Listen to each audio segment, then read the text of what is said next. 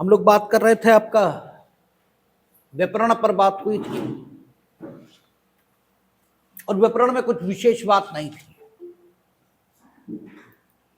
व्याकरण और अपरण जिन कृत्यों को कहा जा रहा था उन पर तो विस्तार से बात की थी। बस जो स्पेसिफिक सिचुएशंस जिनमें व्याकरण और अपरण को दंडनीय बनाया है, उन स्पेसिफिक सिचुएशंस पर थोड़ा संक्षेप में बात हुई थी। और जो स्पेसिफिक सिचुएशंस हैं उन पर कोई बहुत विस्तार से बात करने की जरूरत है भी नहीं, क्योंकि वो तो सिर्फ इतना ही बता रही है कि अमुक स्थिति होगी तो इतना दंड, अमुक स्थिति होगी तो इतना दंड। यानी वो उन स्थितियों का वर्णन कर रही जिनमें दंड की मात्रा या दंड का विस्तार ये कम और ज्यादा होता जाएगा। एक बात देखी थी हम लोगों ने कि व्याकरण इसके लिए स्पेसिफिक दंड था कि जो कोई व्याकरण करेगा उसे 137 सबसेक्शन 2 उसमें दंडित किया जाएगा। लेकिन जहां तक अपहरण का सवाल था तो अपहरण केवल तभी दंडनीय बनना था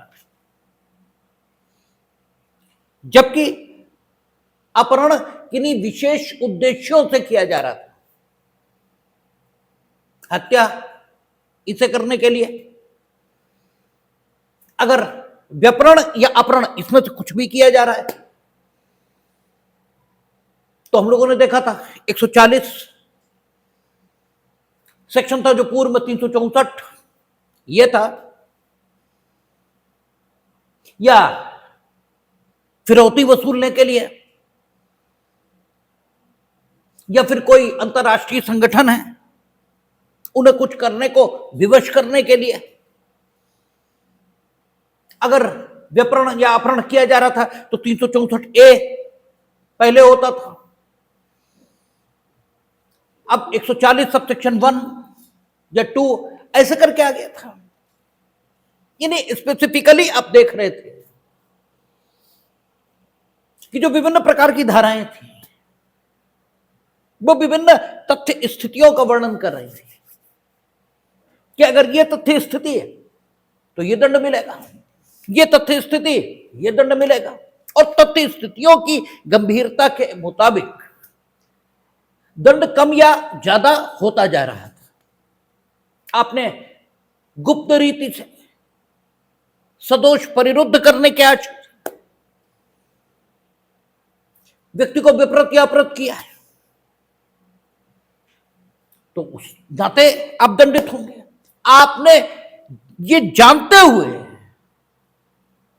कि अमुक व्यक्ति का विपरण या अपहरण हुआ है उसे अपने यहां सदोष परिरुद्ध रखा है, छिपाए रखा है, इसके लिए अलग से दंड की व्यवस्था ये की गई थी। तो विभिन्न स्थितियां थी। फिर दासों के समान किसी से व्यवहार करना, दासों के समान खरीद फरोख्त ये करना, ठीक है। दास कौन होता है इस सब पर बात हुई थी। शोषण, इसके प्रयोजन से व्यक्ति का, ठीक है, अगर आप विपरण या अपहरण ये करते हैं या दुर्व्यापार करते हैं, ह्यूमन ट्रैफिकिंग करते हैं तो सबके लिए दंड की व्यवस्था ये की गई थी और इस सब पर चर्चा हुई थी। तो उस पर बहुत बात करने की जरूरत नहीं है क्योंकि सेक्शंस अपने में लिखे हैं और वो केवल तथ्य स्थितियों की बात है कि अमुक तथ्य स्थिति तो इतना दंड, अमुक तथ्य स्थिति तो इतना दंड। इसलिए उस पर बात करना बहुत जरूरी नहीं है, वो आप खुद भी पढ़ेंगे तो पता लगेगा। आज जो बात होने वाली थी वो राज्य के विरुद्ध अपराधों के विषय में। ये पहले 121 से शुरू होता था ये चैप्टर,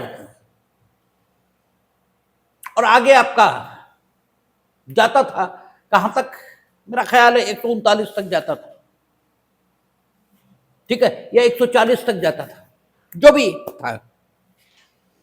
अब ये 147 इस रूप में हमारे समक्ष है। कहता है भारत सरकार के विरुद्ध युद्ध करना, युद्ध करने का प्रयत्न करना या युद्ध करने का दुष्प्रेरण करना, तीनों बातें उसने एक साथ रखी हैं। युद्ध करना, युद्ध करने का प्रयत्न करना, युद्ध करने का दुष्प्रेरण करना। और युद्ध, इसके जितने प्रकार हो सकते हैं उन सबको यहां शामिल किया है। आप देखें दृष्टांत क्या कहता है, का भारत सरकार के विरुद्ध विप्लव में सम्मिलित होता है, ठीक है, ऊपर युद्ध कहा उसने और दृष्टांत में उसने विप्लव कहा,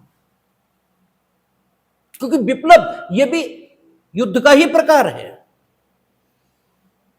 युद्ध यह हमेशा एक संकल्पना देता है कि कोई बाह्य शक्ति है जो भारत के बाहर निवास कर रही है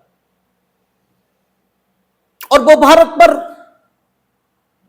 आक्रमण कर रही है और भारत से युद्ध कर रही है। यानी एक्सटर्नल फोर्स, जब युद्ध शब्द का प्रयोग होता है तो एक्सटर्नल फोर्स ये संकल्पना में आती है। कोई एक्सटर्नल फोर्स है, वो भारत की शासन व्यवस्था में कोई परिवर्तन लाना चाहती है। और युद्ध, इसकी एक और खासियत होती है कि युद्ध में कोई निजी उद्देश्य ये नहीं होता। युद्ध और बलवा, इसके बीच अंतर करना पड़ेगा। बलवा डिफाइंड है और अगर डिफाइंड न भी हो तो भी यह सामान्य ज्ञान का विषय है कि बलवा ये व्यक्तियों के द्वारा निजी फायदे के लिए किया जाता है। वो निजी फायदा जरूरी नहीं सांपत्तिक हो। आप शब्दों को संकुचित अर्थों में समझने के आदी हो गए। जैसे फायदा ये कहा जाता है, आपके ध्यान में मॉनेटरी बेनिफिट्स ये आने लगते हैं। हमने आपसे कई बार चर्चा की है कि ये व्यक्ति का अपना स्वभाव हो सकता है कि वो क्या फायदेमंद मानता है। हर व्यक्ति का फायदा ये एक जैसा नहीं है। कोई प्रतिष्ठा इसे प्राप्त करने के लिए कुछ भी कर देगा और कोई सुविधा इसे प्राप्त करने के लिए किसी भी हद तक गिरेगा। किसी के लिए स्वतंत्रता महत्वपूर्ण है, वो स्वतंत्रता के फायदे के लिए कुछ भी करने को तैयार हो जाएगा। भगत सिंह मरना बेहतर मानते थे बजाय इसके कि गुलामी का जीवन जिए। उन्हें मरना फायदेमंद लगा बनिस्बत इसके कि गुलामी का जीवन जिया जाए। और कुछ लोग जिन्हें सुविधा ये चाहिए उसके लिए कुछ भी करेंगे। तो सबके लिए फायदा अलग अलग है। बलवा ये हमेशा निजी फायदे के लिए होगा, निजी फायदे के लिए। आप बलवे का नेतृत्व कर रहे हैं इसलिए ताकि आपको अमुक क्षेत्र का लीडर मान लिया जाए, ठीक है ना। आप सिर्फ अपनी लीडरशिप इसे स्थापित करने के लिए बलवे का नेतृत्व कर रहे हैं। इनफैक्ट आपको सांपत्तिक या अन्य किसी ढंग का कोई फायदा नहीं होने वाला। अक्सर करके आप देखते हैं जो पब्लिक लीडर्स उन पर विभिन्न प्रकार के मुकदमे ये दर्ज होते हैं। उन मुकदमों का क्या भविष्य है, क्या होगा, अलग बात, लेकिन वो लीडरशिप के लिए, ये लीडरशिप स्टेब्लिश करने के लिए किसी भी हद तक जाने को तैयार है। तो बलवा, ये दंगा, ये झगड़ा, ये हमेशा आपके इंडिविजुअल बेनिफिट इसके लिए होगा। ये बेसिक फर्क है युद्ध और बलवे में। युद्ध में कभी निजी फायदा नहीं होता, यही अंतर है आतंकवादी कृत्य और सामान्य अपराध में। ठीक है, यही फर्क है। हमने जब आतंकवादी कृत्य यानी सेक्शन 113 पर जब हम लोग बात कर रहे थे, तब भी हमने यही कहा कि अपराध इन जो है इसे टेररिस्ट अटैक से अलग करना पड़ेगा। अपराधी जिसके प्रति अपराध कर रहा है वो उस अपराध से अपने लिए कोई फायदा ये अर्जित करना चाहता है। कोई किसी का कत्ल भी कर रहा है तो या तो पैसे लेकर कर रहा है या उसकी घृणा उस व्यक्ति के प्रति इतनी है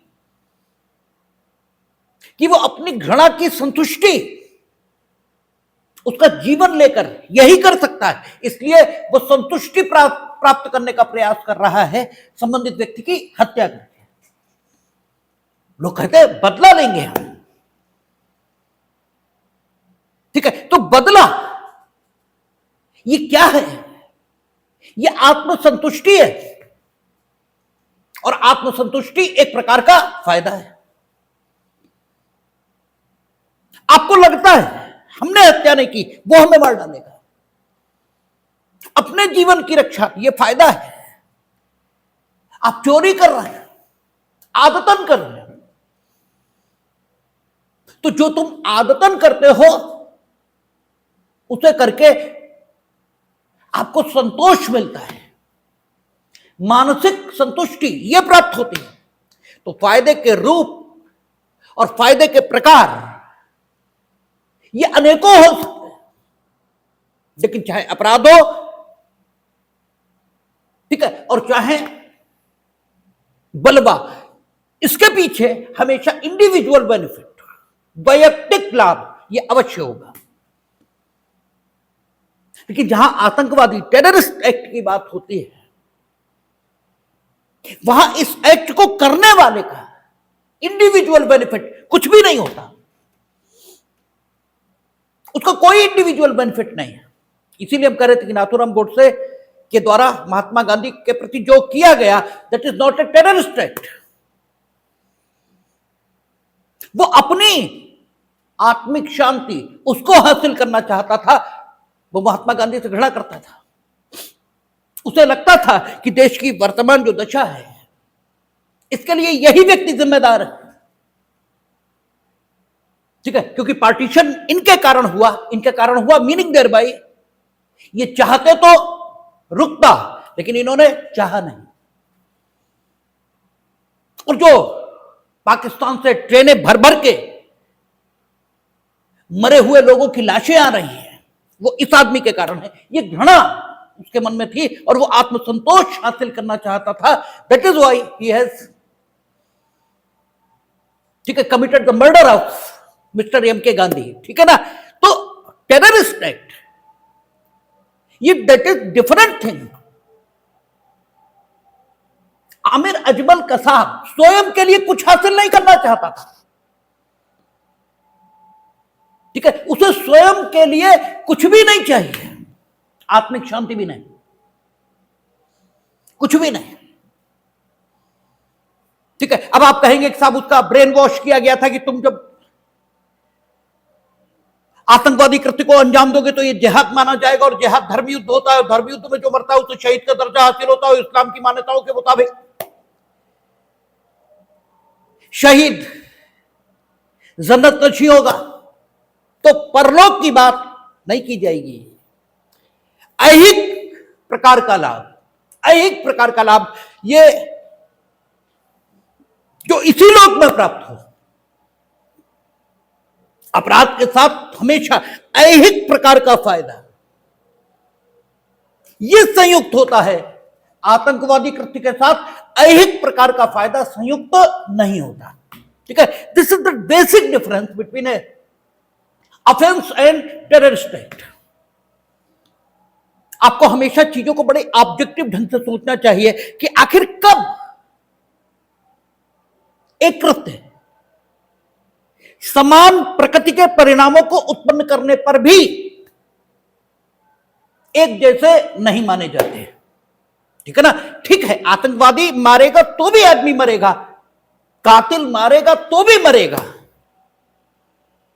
भौतिक परिणाम एक जैसे। After that there is a basic difference between a murder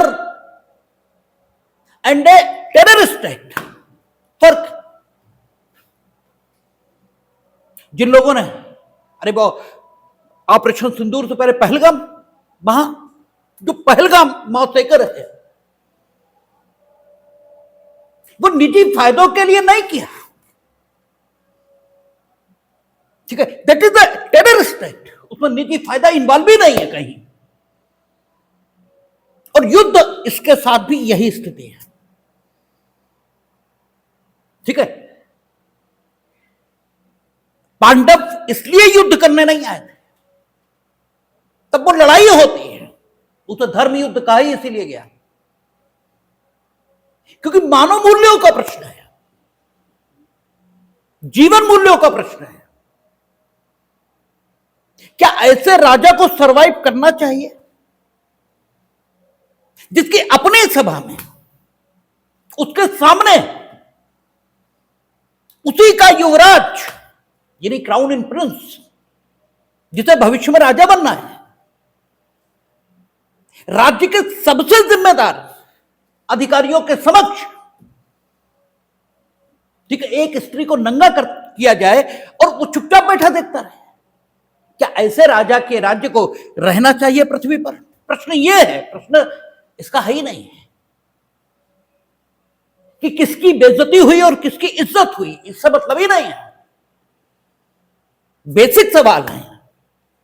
ठीक है, उन बेसिक सवालों को लेकर इंडिविजुअल बेनिफिट का सवाल नहीं है। इंडिविजुअल बेनिफिट का सवाल तो खत्म हो गया। इंडिविजुअल बेनिफिट का सवाल होता तो शायद कृष्ण भी कह देते कि अरे इतना खून बहाकर अपने लाभ के लिए लड़ना ठीक बात नहीं है। बल्कि कृष्ण उल्टा कह रहे हैं कि नहीं, लड़ना ही है, क्योंकि मानव मूल्यों का प्रश्न है, पब्लिक पॉलिसी का सवाल है। ठीक है, तो युद्ध कभी भी निजी लाभ के लिए नहीं होता, युद्ध हमेशा पब्लिक पॉलिसी के लिए होता है।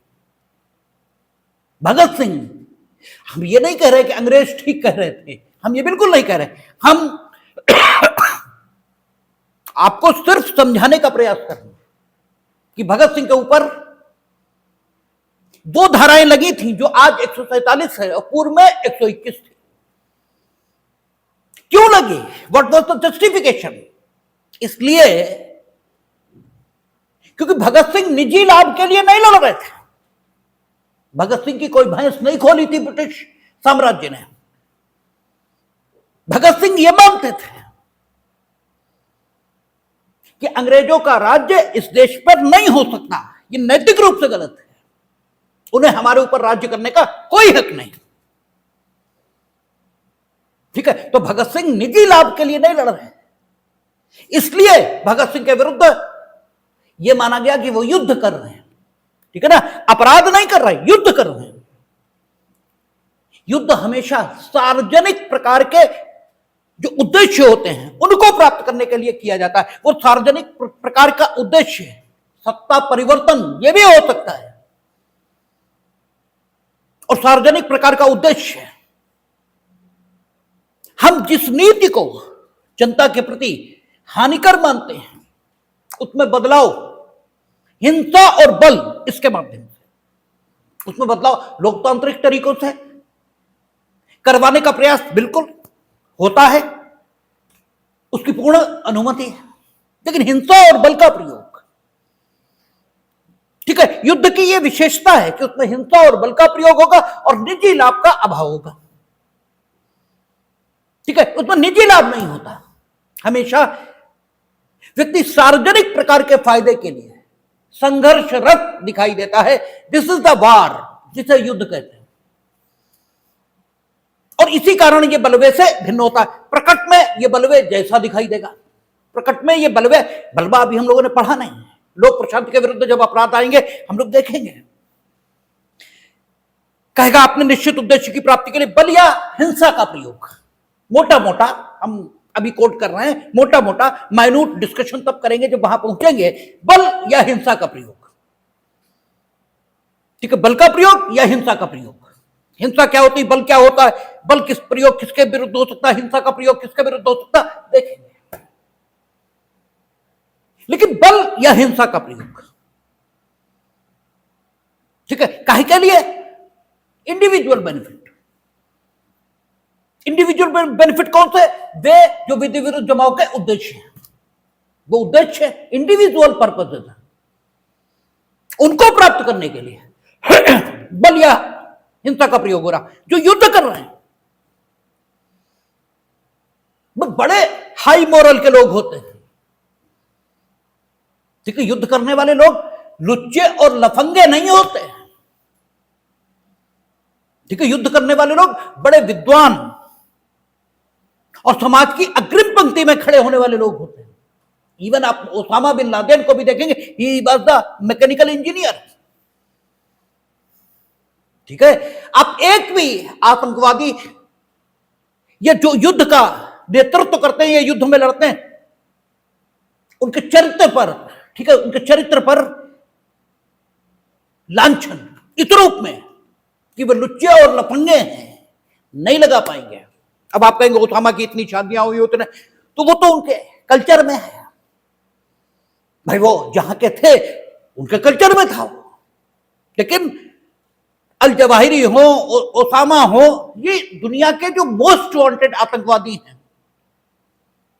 या देशों के विरुद्ध युद्ध छेड़ने वाले लोग हैं। आप इनका हिस्ट्री और इनका वो देखेंगे तो ये लुच्चे और लफंगे की कोटि में आने वाले लोग नहीं हैं। ठीक है, लुच्चे और लफंगे बिल्कुल नहीं। ठीक है, they are persons of very high moral, और वे सार्वजनिक उद्देश्यों के लिए, अपने लिए नहीं, इंडिविजुअल बेनिफिट के लिए नहीं। तो युद्ध हमेशा सार्वजनिक उद्देश्य के लिए होगा। अब युद्ध के प्रकार, ठीक है, युद्ध के प्रकार दो होते हैं और दोनों प्रकारों को शामिल किया। एक को उसने डेफिनेशन में कहा युद्ध, और दूसरा दृष्टांत में कहा। दृष्टांत आप देखेंगे तो कहता है का भारत सरकार के विरुद्ध विप्लव में शामिल होता है। विप्लव, ऊपर युद्ध कह रहा है, नीचे विप्लव कह रहा है, और इसीलिए दृष्टांत हमेशा धारा का भाग है। दृष्टांत को आप सेपरेट करके कभी नहीं पढ़ेंगे, हमेशा धारा के साथ, और वो उतना ही महत्व का है जितनी महत्व की धारा है। उसका महत्व 1% भी धारा से कम नहीं है, क्योंकि वो सेम सोर्स से आया है। जब उसके आने का स्रोत एक है तो उसकी महत्ता किसी भी दृष्टिकोण से धारा से कम नहीं हो सकती। तो वो बताता है कि युद्ध का एक प्रकार, एक स्वरूप विप्लव भी है। ये उसने लिखा नहीं कि युद्ध का एक स्वरूप विप्लव भी होता है, ये लिखा नहीं, लेकिन क्योंकि दृष्टांत है तो ये अपेक्षित है, ये अपेक्षा की जाएगी कि आपको ये समझ लेना चाहिए। ये लिखा है कि युद्ध का एक स्वरूप विप्लव का भी होता है। युद्ध वो तो है ही जो बाहर एक्सटर्नल फोर्सेस हम पर करेंगे, वो तो है ही है। लेकिन जब भारत के अंदर रहकर भारत की सत्ता को उखाड़ने का प्रयास, देखिए दो बातें और खूब समझ लीजिए, ये बात काम आएगी आगे भी है जब हम लोग राजद्रोह इसे पढ़ना शुरू करेंगे, जो परिवर्तित डेफिनेशन के साथ बीएनएस में है, पूर्व की डेफिनेशन के साथ नहीं है, लेकिन शब्द लगभग वही हैं और उनकी व्याख्या भी उसी ढंग से चलेगी। वर्तमान सरकार को हटाने का प्रयत्न, ये अनुमन्य है, ये परमिसेबल है। आप खूब हटाने का प्रयास कीजिए, किया ही जाता है चुनावों में, लेकिन सरकार को हटाने का प्रयास ये बिल्कुल नहीं। सरकार को हटाने का प्रयास बिल्कुल नहीं। इसे ठीक वैसे ही समझेंगे, ठीक वैसे ही जैसे कंटेम्प्ट ऑफ कोर्ट। ठीक है, जज साहब की बुराई हो सकती है कि जज साहब बेईमान हैं, ठीक ढंग से काम नहीं किया, कानून का ज्ञान इनको नहीं है, ये कहा जा सकता है। ये नहीं कहा जा सकता कि न्यायपालिका मूर्खों का संगठन है, वहां किसी को कानून का ज्ञान नहीं है और न्यायपालिका गलत डिसाइड करती है, न्यायपालिका अमीरों के निहित स्वार्थों की पूर्ति का माध्यम है, यह नहीं कहा जा सकता, क्योंकि इससे न्यायपालिका के प्रति अविश्वास का माहौल बनता है। और अगर यह आप कर रहे हैं तो आप कंटेम्प्ट कमिट कर रहे हैं। ठीक है, इंडिविजुअल इसकी बुराई कोई दिक्कत नहीं, करिए। ठीक है, ऐसे ही आप सरकार को बदलने का प्रयास कर रहे हैं, कोई दिक्कत नहीं। आप सरकार बदलने का प्रयास कर रहे हैं, मीनिंग देर भाई आप कह रहे हैं कि अगर लोकतांत्रिक ढंग से चुनी हुई सरकार रहेगी तो ऐसा ही होगा। सरकार बदलने का प्रयास मीनिंग देर भाई आप शासन व्यवस्था ही बदलने का प्रयास कर रहे हैं। आप कह रहे हैं डिक्टेटरशिप होनी चाहिए। अब आप सरकार के प्रति अभक्ति ये पैदा कर रहे हैं लोगों में।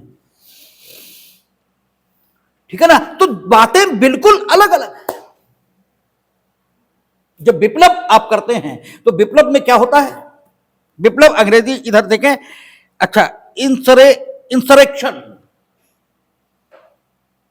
जब आप विप्लव करने का प्रयास करते हैं तो आप क्या करते हैं? वर्तमान सरकार को नहीं, शासन व्यवस्था, इसी के विरुद्ध विद्रोह करते हैं। ठीक है ना, शासन व्यवस्था इसे बदलने का प्रयास करते हैं और उसमें आपका कोई निजी हित नहीं होता। ठीक है, जैसे माओवादी, नक्सली है, ठीक है, वो शासन व्यवस्था बदलने का प्रयास कर रहे हैं। वो ये कह रहे हैं कि ये वर्तमान जो न्यायपालिका, कार्यपालिका, विधायिका इस ढंग से शासन की पद्धति विकसित हुई है, इससे गरीबों का भला हो ही नहीं सकता। इसलिए ठीक है, हम इस व्यवस्था को खत्म कर देंगे। ये विप्लव है और ये युद्ध का ही एक प्रकार है। ठीक है, तो एक युद्ध घर के अंदर रहकर होता है,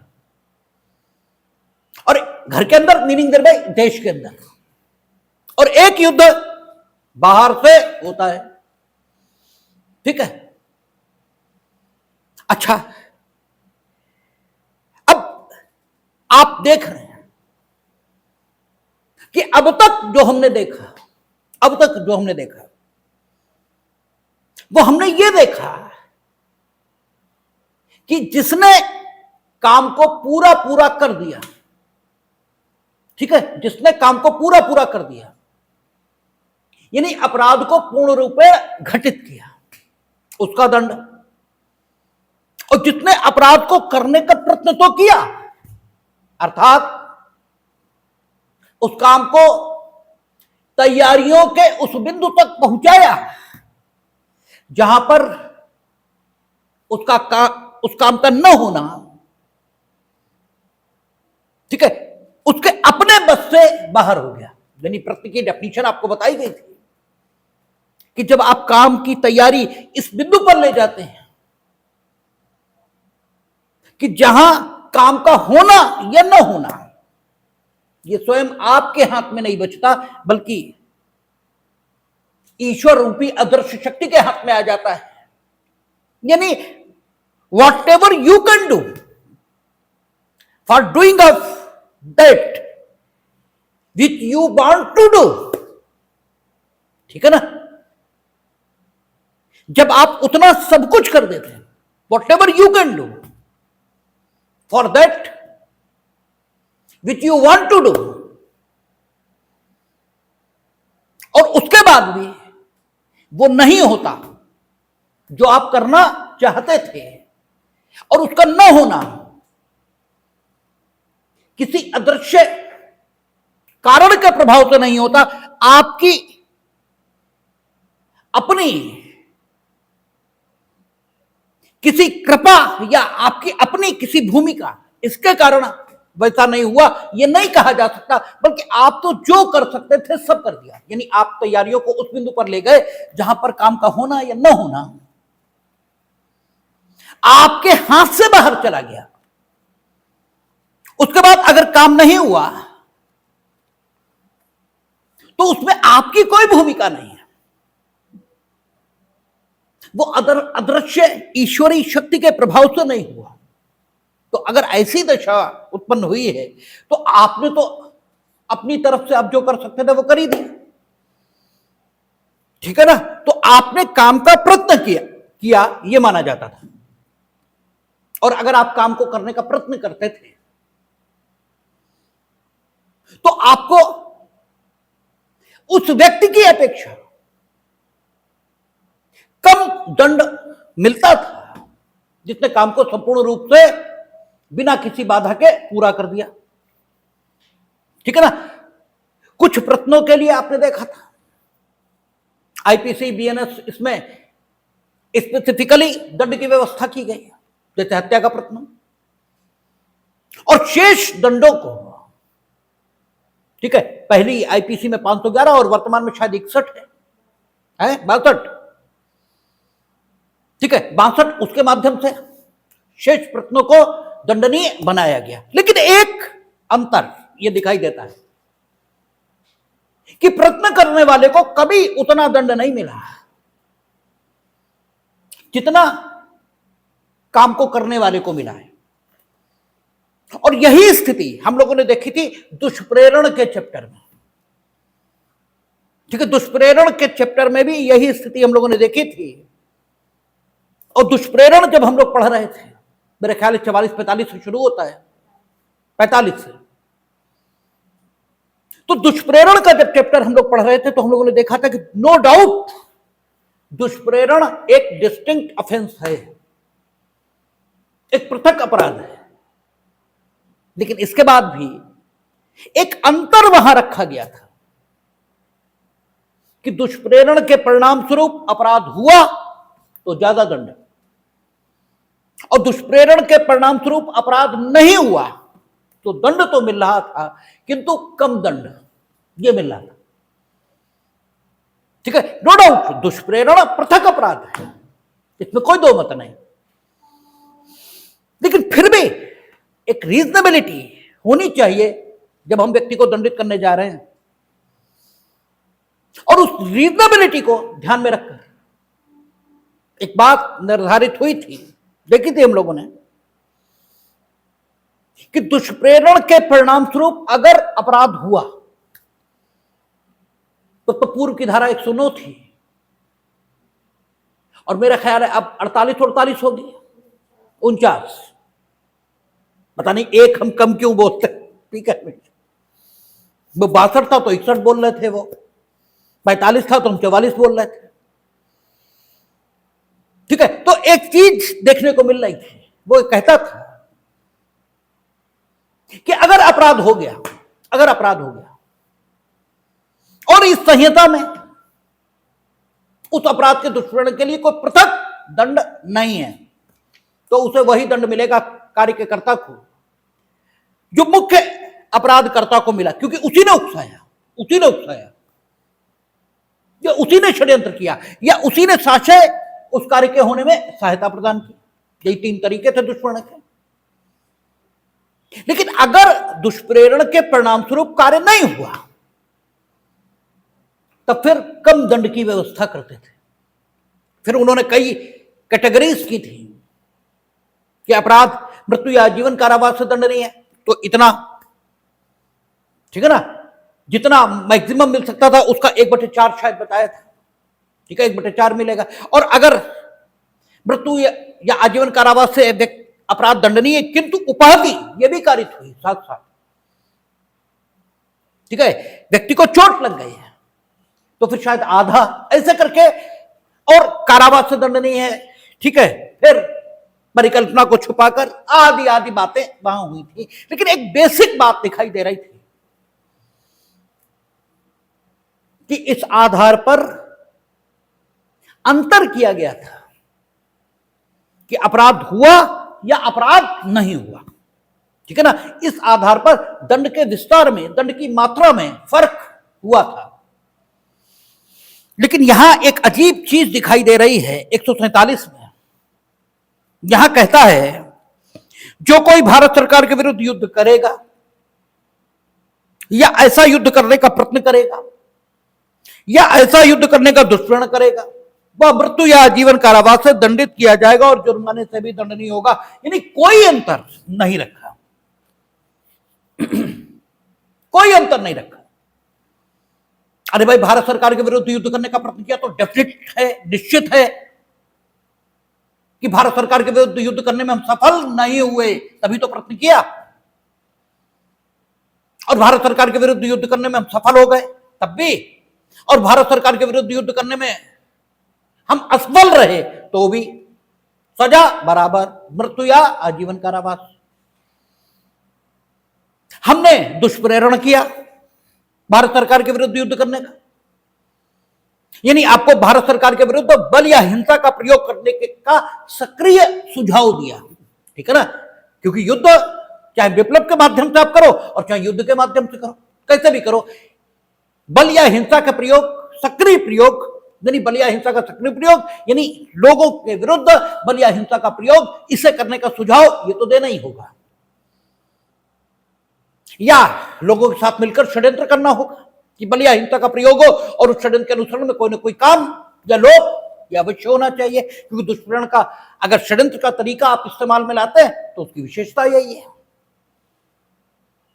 कि वो षड्यंत्र सिर्फ षड्यंत्र तक सीमित न रहे, उसके अनुसरण में कोई ना कोई कार्य या लोग अवश्य होना चाहिए। या आप साक्ष्य सहायता ये करते हैं, तो आपने भारत सरकार के विरुद्ध युद्ध करने का दुष्प्रेरण किया। दुष्प्रेरण के परिणाम स्वरूप युद्ध हो भी सकता है और नहीं भी हो सकता है, लेकिन आप दुष्प्रेरक हैं, इतना तय। तो चाहे युद्ध हो और चाहे न हो, आपको मृत्युदंड या जीवन कारावास यही मिलेगा, ठीक है ना। पूरी आईपीसी, पूरी बीएनएस, उसमें प्रयत्न और मुख्य अपराध के संपन्न होने के बीच अंतर रखा गया है। यानी प्रयत्नकर्ता को कम दंड और अपराध पूर्ण रूपेण करने वाले को अधिक दंड। दुष्प्रेरण के परिणाम स्वरूप अपराध होने की दशा में, ठीक है, मुख्य अपराधी के समान दंड, किसे? दुष्प्रेरक को। किंतु दुष्प्रेरण के परिणाम स्वरूप अपराध न होने की दशा में दुष्प्रेरक के दायित्व का विस्तार हमेशा कम रहा है। अब तक हमने यह देखा है। अब हमें दिखाई दे रहा है कि नहीं, प्रयत्नकर्ता, दुष्प्रेरक और मुख्य अपराधकर्ता, सबका दायित्व बराबर, सबका दायित्व बराबर। तो क्या यह कानून अयुक्ति संगत है? क्या यह कानून अनरीजनेबल है? क्या यह कानून अन्यायपूर्ण है? और यदि ऐसा है तो 1860 में भले ही ये सरवाइव कर जाता, क्योंकि पहले 121 की भाषा बिल्कुल यही थी, बिल्कुल यही। तो 1860 में भले ही ये सरवाइव कर जाता, लेकिन निश्चित तौर पर 26 जनवरी 1950 को डॉक्ट्रिन ऑफ एक्लिप्से के मुताबिक ये अनुच्छेद 14 से आच्छादित हो जाता, लेकिन नहीं हुआ, क्योंकि आप देख रहे हैं 121 भी पहले रही, और चलो वो भूल हो गई। लेकिन वर्तमान में तो अनुच्छेद 21 के पीछे लाठी लिए घूम रहा सुप्रीम कोर्ट। अनुच्छेद 21 इतना उन्हें प्रिय हो गया है कि अब उन्हें लगभग पीड़ित के अधिकार ही नहीं दिख रहे। जहां तक आपराधिक न्याय प्रशासन का सवाल है, हम तो ये देख रहे हैं कि माननीय उच्चतम न्यायालय को पीड़ित का कोई हक दिख ही नहीं रहा। आजकल तो उन्हें सिर्फ अभियुक्त के हक दिख रहे हैं कि स्पीडी ट्रायल होना चाहिए और बेल साहब मिल जानी चाहिए और ये हो जाना चाहिए। हम तो कह रहे एक दिन कह दें ये कि एक जनरल ऑर्डर पास कर दें कि चूंकि अपीलें अभी हमसे 10-20 साल हम सुन नहीं पाएंगे क्योंकि इतना बैकलॉग है, इसलिए सबको छोड़ा जा रहा है, सबको जमानत और जेलें खाली कर दें। ठीक है, ज्यादा बेहतर रहेगा। ये रोज रोज की खटखट खत्म, ठीक है, हो जाएगा।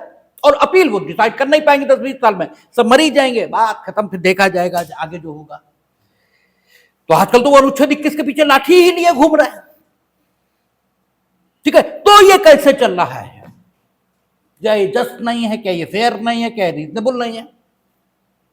इस पर सोचना पड़ेगा, क्योंकि यहां मुख्य अपराधकर्ता, प्रश्नकर्ता और दुष्प्रेरक तीनों को एक बराबर कर दिया।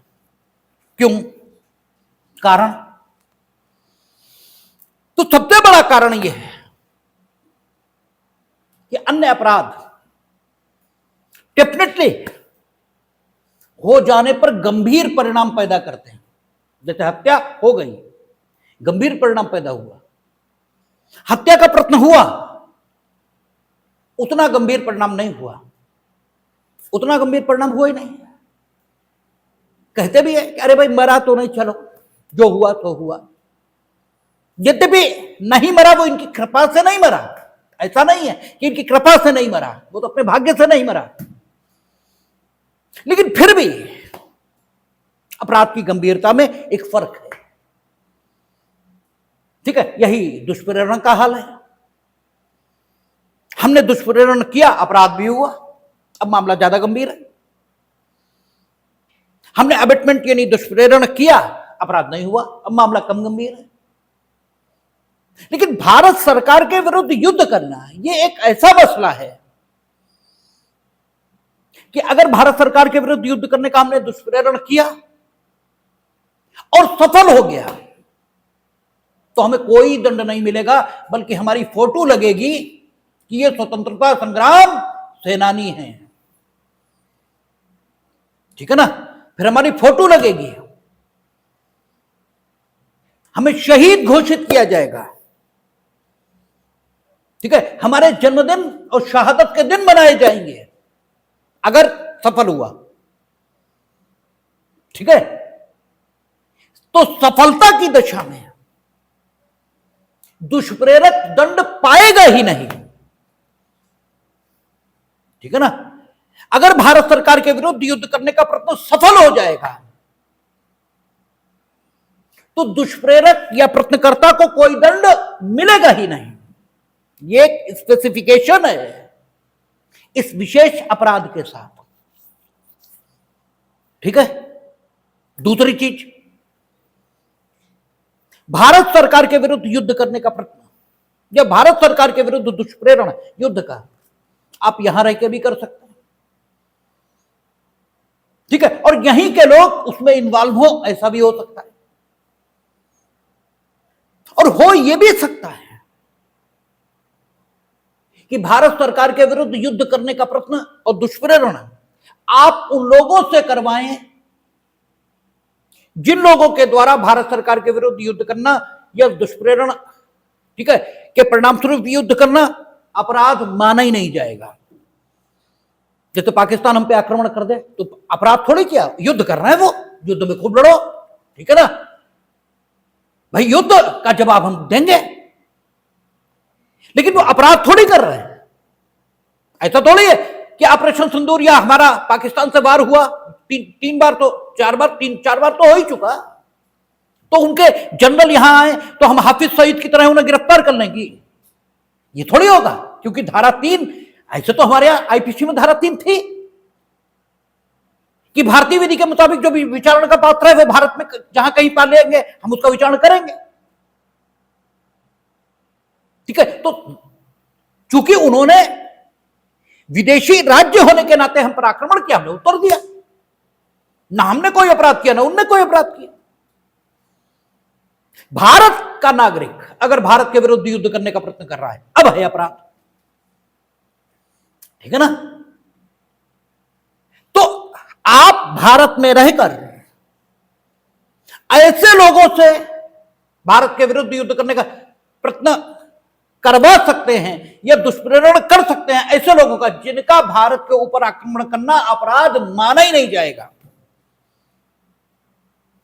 ठीक है, जैसे जयचंद ने बुला लिया मोहम्मद गौरी को, ठीक है, भारत पर आक्रमण करने के लिए दुष्प्रेरित किया है, तो मोहम्मद गौरी को तो हम दंडित नहीं करेंगे, लेकिन तुम्हारे तो जूते मारेंगे ही मारेंगे। तुम्हारी हिम्मत कैसे पड़ गई? और मोहम्मद गौरी को हम पराजित कर पाएंगे? नहीं कर पाएंगे, तुम्हें तो फांसी ही देंगे। ठीक है ना, दिस इज द जस्टिफिकेशन, ये जस्टिफिकेशन है।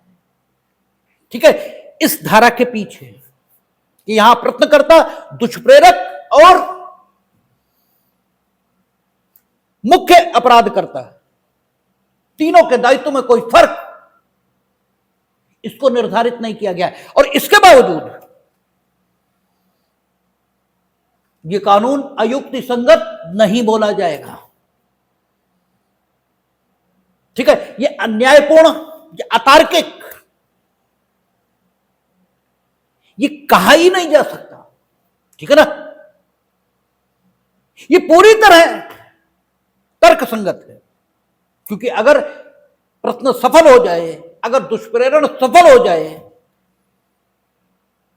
तो आप मालाओं से सम्मानित किए जाएंगे बजाय दंड मिलने के। तो मीठा मीठा गप, कड़ुआ कड़ुआ थू नहीं हो सकता। ठीक है, अगर आप अधिक सम्मान अर्जित करेंगे अपराध हो जाने की दशा में, पूर्ण हो जाने की दशा में, पूर्ण तो ना कहें, सफल हो जाने की दशा में, तो फिर असफलता की दशा में बेंत कौन खाएगा? वो भी तो आप ही खाएंगे। इसीलिए तीनों का दायित्व तो बराबर है। और सेक्शन फिर एक बार देखेंगे क्या कहता है। कहता है जो कोई भारत सरकार के विरुद्ध युद्ध करेगा या ऐसा युद्ध करने का प्रयत्न करेगा या ऐसा युद्ध करने का दुष्प्रेरण करेगा, वह मृत्यु या आजीवन कारावास। जो कोई, एक वचन, सिंगुलर नंबर, ये यूज हुआ है, और एक वचन में बहुवचन शामिल है, नो डाउट। हम लोगों ने डेफिनेशन क्लास देखा है, एक वचन में बहुवचन शामिल है, लेकिन एक वचन में एक वचन भी शामिल है। ठीक है, एक वचन में बहुवचन ही शामिल नहीं है, एक वचन में एक वचन ये भी शामिल है। इसका मतलब यह हुआ कि इस सेक्शन के अंतर्गत अपराध के संगठन के लिए अपराधियों की कोई विशेष संख्या यह अपेक्षित नहीं है। ठीक है, जो कोई भारत सरकार के विरुद्ध युद्ध करने का प्रयत्न करेगा, इसका मतलब भारत सरकार के विरुद्ध युद्ध करने का कोई विशेष तरीका, कोई विशेष हथियार, ये भी अपेक्षित नहीं है। ठीक है, जो कोई भारत सरकार के विरुद्ध युद्ध करेगा, युद्ध करना मीनिंग देयर बाय देश की व्यवस्था को, ठीक है, सार्वजनिक प्रयोजनों के लिए, न कि निजी फायदे के लिए भंग करना, इसे युद्ध करना माना जाएगा। और ये आज बंदूक, राइफल, इसके बिना वायरस भेजकर, ठीक है ना, इस रूप में भी किया जा सकता है। और वायरस अगर आप भेजेंगे तो हिंसा मानी जाएगी। ठीक है, क्योंकि हिंसा, इसका मतलब क्या होता है? बल हमेशा जीवित प्राणी के विरुद्ध किया। ठीक है, बल हमेशा, जब भी बीएनएस में या आईपीसी में बात चलेगी, तो बल का प्रयोग हमेशा जीवित प्राणी के विरुद्ध होगा। और हिंसा ये जड़ के प्रति होगी। ठीक है, क्यों ऐसा हम कह क्यों रहे? क्योंकि बल, आपराधिक बल और हमला, ये डिफाइंड है बीएनएस में। और बल, इसे डिफाइन करते हुए कहा है कि जो कोई किसी व्यक्ति में गति परिवर्तन या गतिहीनता कारित करता है अपनी निजी शारीरिक शक्ति द्वारा या किसी ऐसे पदार्थ के व्यन द्वारा जो इस प्रकार स्थित है कि उसका व्ययन करने से अपनी निजी शारीरिक शक्ति से वो व्यक्ति के संस्पर्श में आता है और इससे उसकी संवेदन शक्ति प्रभावित होती है, ठीक है ना। या किसी जीव जंतु को गति मान करने से, गति, ठीक है, गतिहीन करने से आप किसी में इस प्रकार की चीजें पैदा करते हैं, तो बल डिफाइंड है और वो जीवित प्राणी के प्रति डिफाइंड किया गया है। इसलिए बल प्रयोग जब भी बीएनएस में कहा जाएगा तब वो जीवित प्राणी के प्रति माना जाएगा, बल का प्रयोग। और हिंसा ये हमेशा जड़ के प्रति होगी, ठीक है। तो जब सिस्टम में अब वायरस भेज रहे हैं तो हिंसा का प्रयोग कर रहे हैं, ठीक है। तो बल या हिंसा, इसके माध्यम से जो कोई युद्ध करेगा, और युद्ध का प्रकार चाहे विप्लव हो और चाहे युद्ध हो, किन साधनों से करेगा, कितने लोग उस युद्ध में शामिल होंगे, इसका कोई मतलब नहीं है, ठीक है। पार्लियामेंट में जो लोग घुसे थे, हमने पहले भी कहा, जब हम आतंकवादी कृत्य को डिफाइन कर रहे थे तब भी हमने कहा, जब 113 पर बात कर रहे थे, उनका उद्देश्य लोगों की मृत्यु कारित करना नहीं था, पार्लियामेंटेरियंस को मारना नहीं था। होता तो वो पार्लियामेंटेरियंस बहुत आसानी से अपने अपने क्षेत्रों में उन्हें मिल सकते थे, और वहां की अपेक्षा बहुत आसानी से मिलते हैं, और बहुत सुरक्षित रूप से वो उनका कत्ल कर सकते थे और अपने अपने घर जा सकते थे।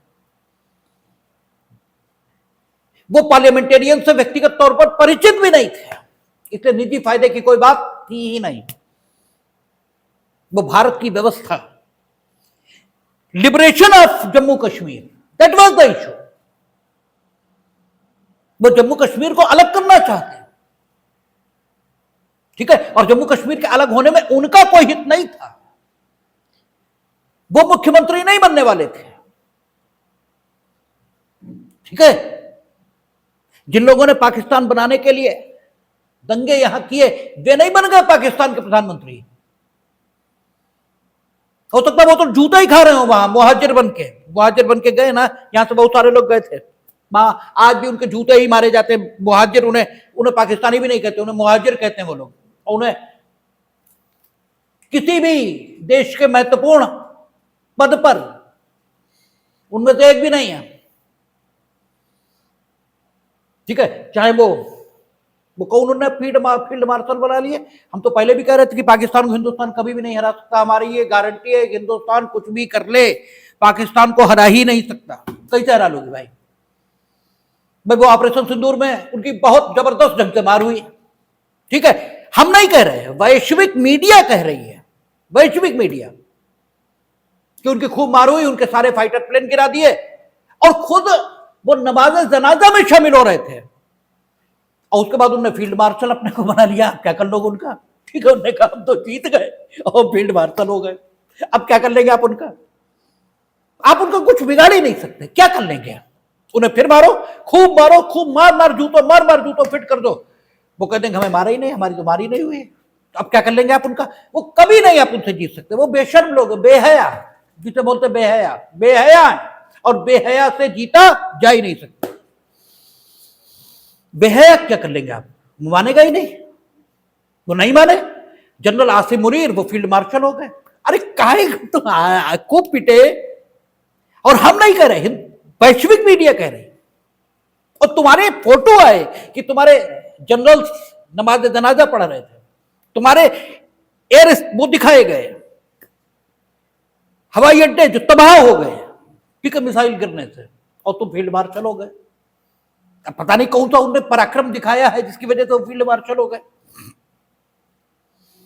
तो liberation of the Jammu Kashmir, that was the issue, ठीक है। पाकिस्तान में कोई भी, वो जितने यहां से गए थे वो सब मुहाजिर हैं। जनरल आसिम मुनीर पंजाब के रहने वाले, नवाज शरीफ पंजाब के रहने वाले, 2/3 पंजाब तो उन्हीं के पास है, 1/3 तो हमारे पास है, 2/3 तो उन्हीं को चला गया, ठीक है, सबके सब वहीं के, ठीक है। अपने रहने वाले हैं, इनमें से एक नहीं हो पाया, लेकिन जय हिंद पाकिस्तान बनवा रहे थे, ठीक है ना, और जो खूब पिटे वहां जाके। तो बेनिफिट इंडिविजुअल नहीं होता युद्ध में कभी भी, यह विशेषता है युद्ध की, ठीक है। इसीलिए पार्लियामेंट पे अटैक कर को हमने भारत के विरुद्ध युद्ध कहा, ठीक है। वो विप्लव की फॉर्म का युद्ध था, और कभी भी क्योंकि यहां का जो कोई इंडिविजुअल की बात हुई, ठीक है, तो संख्या महत्व की नहीं, कौन से साधन आप युद्ध के लिए उपयोग में लाएंगे इसका कोई महत्व नहीं। आप कोई साधन उपयोग में लाएं, अगर आप युद्ध करेंगे, युद्ध का प्रयत्न करेंगे, युद्ध का दुष्प्रण करेंगे, तो मृत्यु या आजीवन कारावास। और युद्ध के प्रयत्न और युद्ध के दुष्प्रण तीनों को एक समान स्तर पर रखा जाना, ये इस दृष्टिकोण से न्यायोचित है कि अन्य अगर अपराध आप देखेंगे तो अन्य अपराधों में अपराध न होने की दशा ये हमेशा कम गंभीर है, और अपराध होने की दशा ये हमेशा ज्यादा गंभीर है।